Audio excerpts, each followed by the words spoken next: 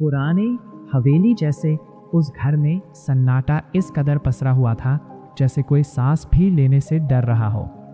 राघव अपने नए घर में पहली रात बिताने आया था।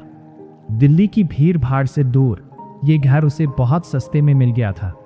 सबने मना किया था, लेकिन उसे लगा लोग बस अंधविश्वासी है। उसके कमरे में एक पुराना बड़ा सा आईना लगा था, लकड़ी की काली नक्काशी वाला फ्रेम। और अजीब बात यह थी कि घर में बाकी सब चीजें धूल से ढकी थी, पर वो आईना बिल्कुल साफ था। राघव ने सोचा शायद पिछले मालिक ने इसे साफ रखा होगा।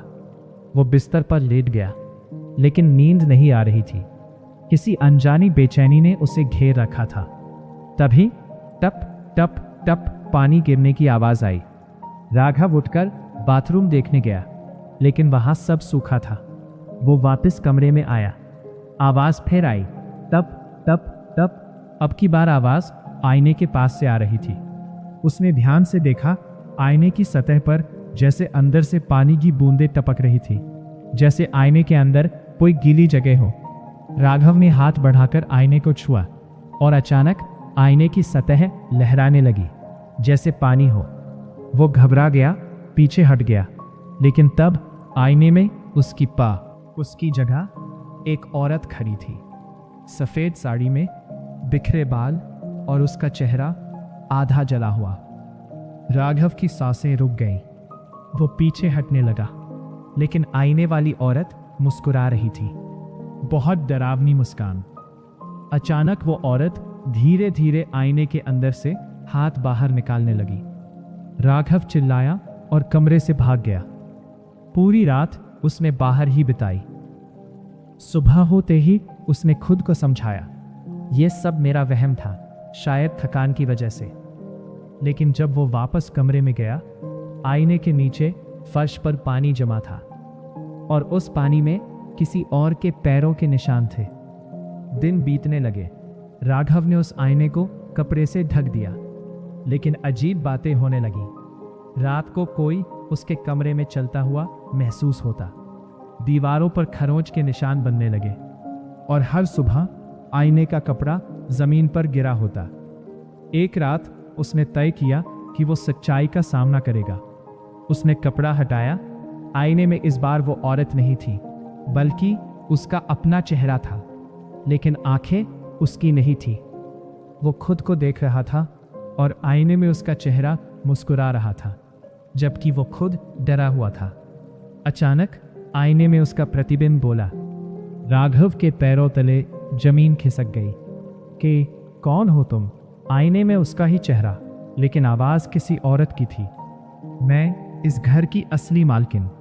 राघव कांपते हुए बोला। तुम यहां कैसे? औरत की आवाज धीमी हो गई। मुझे धोखा दिया गया था। मेरे पति ने इस आईने के सामने मुझे जला दिया और मेरी आत्मा इसमें कैद हो गई। राघव का दिल जोर से धड़कने लगा। तो मुझसे क्या चाहती हो? आईने में चेहरा धीरे धीरे और डरावना होता गया। मुझे बाहर आना है। अचानक कमरे का दरवाजा अपने आप बंद हो गया। खिड़कियां जोर जोर से हिलने लगी। आईने से काला धुआं निकलने लगा। औरत की आवाज गूंजने लगी, तुम्हारा शरीर अब मेरा होगा। राघव भागने की कोशिश करता है, लेकिन उसके पैर जैसे जमीन से चिपक जाते हैं। आईने से वो औरत बाहर निकलने लगती है, आधा शरीर बाहर, आधा अंदर। उसकी जली हुई त्वचा से धुआं उठ रहा था। उसने राघव का गला पकड़ लिया। अब तुम अंदर जाओगे और मैं बाहर। राघव चीखता है, लेकिन कोई नहीं सुनता। अचानक सब कुछ शांत हो जाता है। सुबह पड़ोसी घर में आते हैं। दरवाजा खुला होता है। कमरे में राघव खड़ा होता है। सब ठीक है, लेकिन आईने में अब एक आदमी फंसा हुआ है।